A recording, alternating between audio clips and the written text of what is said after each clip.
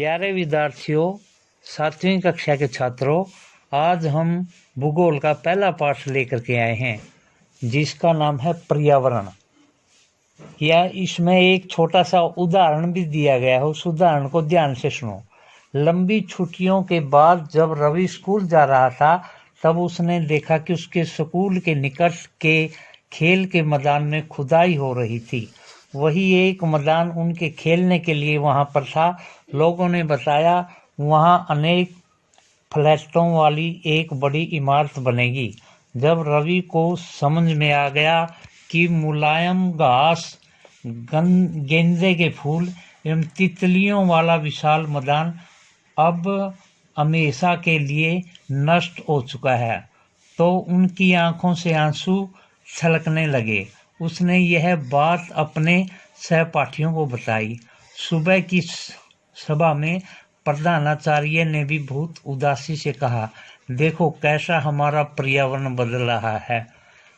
कक्षा में पहुंचकर रवि ने अपने अध्यापक से पूछा, पर्यावरण क्या है? जो कुछ भी आप अपने आसपास देखते हो वही पर्यावरण है, शिक्षक ने कहा। रवि कहने लगा, इसका अर्थ है स्कूल भवन, मेज, कक्षा में रखी कुर्सियां, यहाँ तक कि खुला मैदान, सड़क, कूड़ा करकट। मेरे दोस्त, ये सभी हमारे पर्यावरण के अंग हैं। हाँ, शिक्षक ने कहा, लेकिन जरा रुको। कुछ वस्तुओं का निर्माण प्रकृति ने किया है, जैसे पर्वत, नदियाँ, पेड़ पौधे, प्राणी। अन्य का निर्माण मानव ने किया है, जैसे सड़क, कार, कपड़े, किताब आदि। अब दो छात्र मिलकर कार्य कीजिए। अपने निकट बैठे सहपाठी के साथ मिलकर प्रकृति एवं मानव द्वारा निर्मित वस्तुओं की सूची बनाइए। रवि, परमजीत, जैसी, मुस्तफा, आशा सभी यह सूची बनाने के बहुत उत्सुक थे। इकबाल ने पूछा, हमारा पर्यावरण क्यों बदल रहा है? शिक्षक ने उत्तर दिया, ऐसा हमारी जरूरतों के कारण होता है। ये दिन प्रतिदिन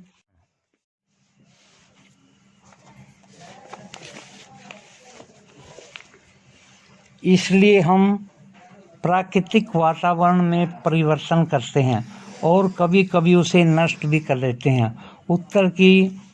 ऊपर की जो वार्तालाप थी उससे आप समझ गए होंगे कि किसी भी जीवित प्राणी के चारों ओर पाए जाने वाले लोग, स्थान, वस्तुएं एवं प्रकृति को पर्यावरण कहते हैं। यह प्रकृति एवं मानव निर्मित परिघटनाओं का मिश्रण है। प्राकृतिक पर्यावरण में पृथ्वी पर पाई जाने वाली जीवीय एवं अजीवीय दोनों परिस्थितियां सम्मिलित रहती हैं।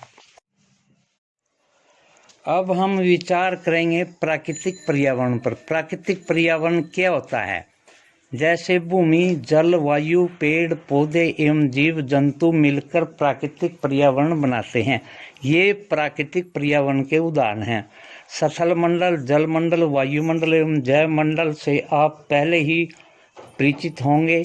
आइए अब हम इनके संबंध में कुछ और तथ्यों की जानकारी प्राप्त करते हैं। पृथ्वी की ठोस परपटी या कठोर ऊपरी परत को स्थल मंडल कहते हैं। दोबारा फिर देखिए, पृथ्वी की ठोस परपटी या कठोर ऊपरी परत को स्थल मंडल कहते हैं। यह चट्टानों एवं खनिजों से बना रहता है एवं मिट्टी की पतली परत से ढका होता है। यह पहाड़, पठार, मैदान, घाटी आदि जैसी विभिन्न स्थलाकृतियों वाला विषय धरातल होता है। ये स्थलाकृतियाँ महाद्वीपों के अलावा महासागर की सतहों पर भी पाई जाती है। स्थल मंडल वह क्षेत्र है जो हमें वन, कृषि एवं मानव बस्तियों के लिए भूमि, पशुओं को चरने के लिए घास स्थल प्रदान करता है। यह खनिज संपदा का भी एक स्रोत है। जल के क्षेत्र को जल मंडल कहते हैं।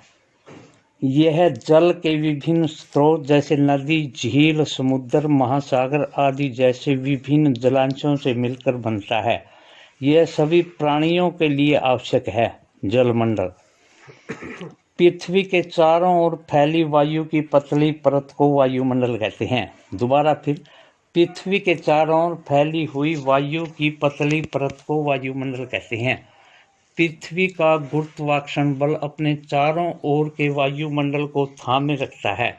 यह सूर्य की झुलसने वाली गर्मी हानिकारक किरणों से हमारी रक्षा करता है।